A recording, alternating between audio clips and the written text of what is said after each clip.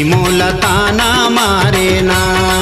तोर टिकली के अंजोर टूरी मोला ताना मारे ना, टूरी मोला ताना मारे ना।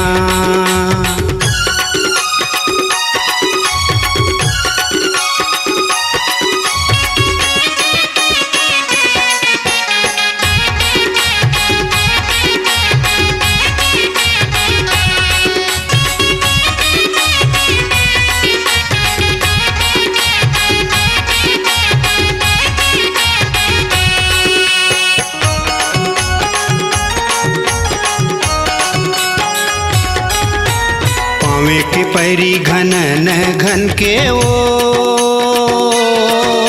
घनन घन के ना। हाथे के चूरी खनन खन के ओ खनन खन के ना। पावे के पैरी घनन घन के ओ घनन घन के ना। हाथे के चूरी खनन खन के ओ खनन खन के ना। लाल लुगरा करिया कोर, लाल लुगरा करिया कोर टूरी मोला ताना मारे ना, टूरी मोला ताना मारे ना। तोर टिकली के अंजोर टूरी मोला ताना मारे ना, टूरी मोला ताना मारे ना।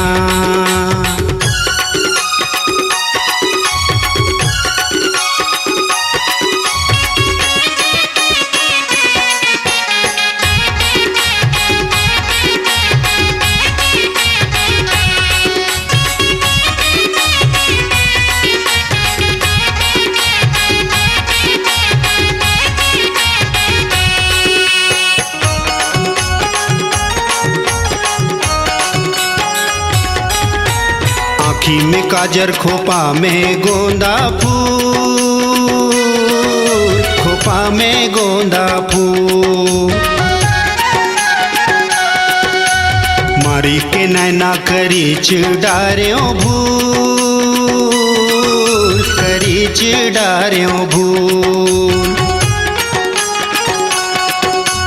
आँखी में काजर खोपा में गोंदा फूल, खोपा में गोंदा फूल।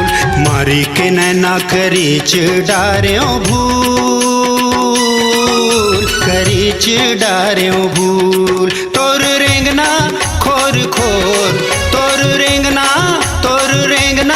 खोर खोर टूरी मोला ताना मारे ना, टूरी मोला ताना मारे ना। तोर टिकली के अंजोर टूरी मोला ताना मारे ना, टूरी मोला ताना मारे ना।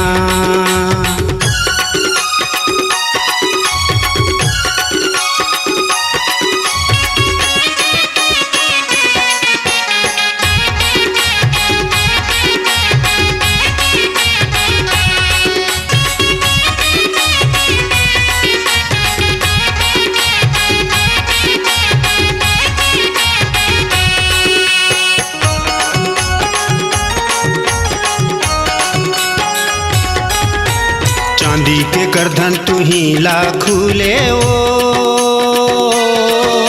तू ही लाखूले ना। तोर गज भर बेनी नागिन झूले ओ,